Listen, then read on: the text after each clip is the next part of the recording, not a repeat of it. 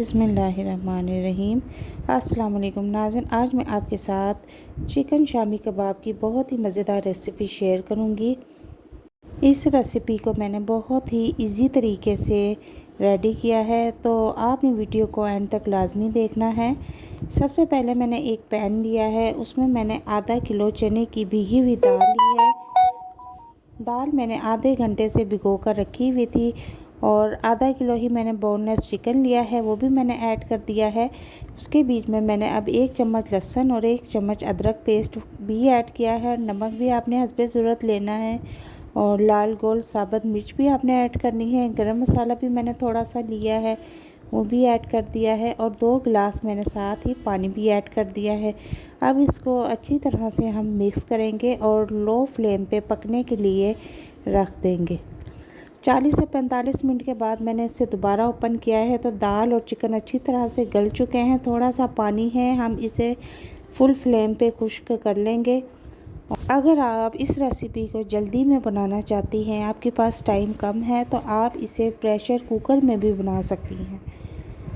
तो मैंने इसे बिल्कुल लो फ्लेम पे पकाया है, इसलिए इस 40 से 45 मिनट में चिकन और दाल गल चुके हैं और पानी भी तकरीबन खुश्क हो चुका है। अब मैं इसमें थोड़े से मसाले ऐड करूँगी। 1 चम्मच मैंने हल्दी और 1 चम्मच मैंने कुटी हुई मिर्च ऐड की है और 1 चम्मच लाल पिसी हुई मिर्च वो भी ऐड की है। और इसके बाद मैं इसे फिर अच्छी तरह से मिक्स कर लूँगी और फ्लेम मैंने फुल रखा हुआ है और साथ साथ इसका पानी भी खुश्क हो रहा है और मैं सारे मसाले भी अच्छी तरह से इसमें मिक्स करूँ। सारे मसाले मिक्स करने के बाद मैं इसे थोड़ी देर के लिए ठंडा होने के लिए रख दूँगी। तकरीबन 15 से 20 मिनट के बाद मैं इसे दोबारा से चॉपर में ऐड करूँगी और चॉपर में मैं इसे थोड़ी देर के लिए घुमा दूँगी ताकि शामी कबाब का सारा मसाला अच्छी तरह से मिक्स हो जाए। चॉपर में घुमाने के बाद मैं इसे किसी खुले बर्तन में फिर निकाल लूँगी और थोड़े से कुछ मसाले रहते हैं, अब वो भी हम इसमें ऐड कर लेंगे। प्याज मैंने 3 से 4 अदद दरमियानी साइज़ की ली थी, उसे बारीक कट कर लिया है और हरा धनिया मैंने बारीक कट करके धो के टोकरी में सुखाया था, वो भी ऐड कर लिया है और 2 चम्मच इसमें कुटी हुई मिर्च ऐड करेंगे। नमक मिर्च का हिसाब आप अपने टेस्ट के मुताबिक रख सकती हैं। 1 चम्मच मैंने गरम मसाला और 1 चम्मच मैंने ज़ीरा वो भी ऐड किया है। अब इसे हम हाथों की मदद से अच्छी तरह मिक्स कर लेंगे। हाथों को आपने अच्छी तरह से वॉश कर लेना है। अच्छी तरह से मिक्स करने के बाद मैं अब इसके शामी कबाब रेडी कर लूँगी।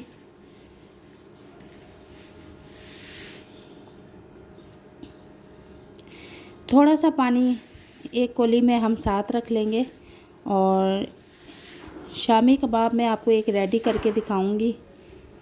शामी कबाब का साइज़ आप छोटा और बड़ा भी रख सकती हैं, वो आपकी पसंद के मुताबिक है। तो जनाब एक एक करके मैं इसी तरह सारे शामी कबाब रेडी कर लूँगी।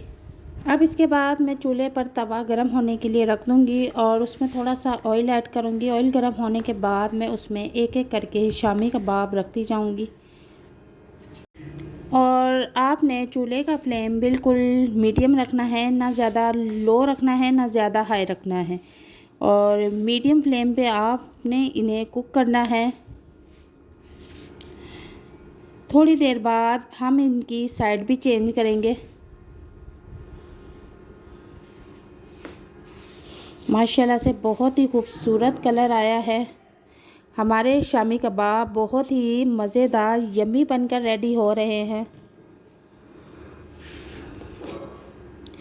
अब मैं इसे किसी प्लेट में फ़िश आउट कर लूँगी।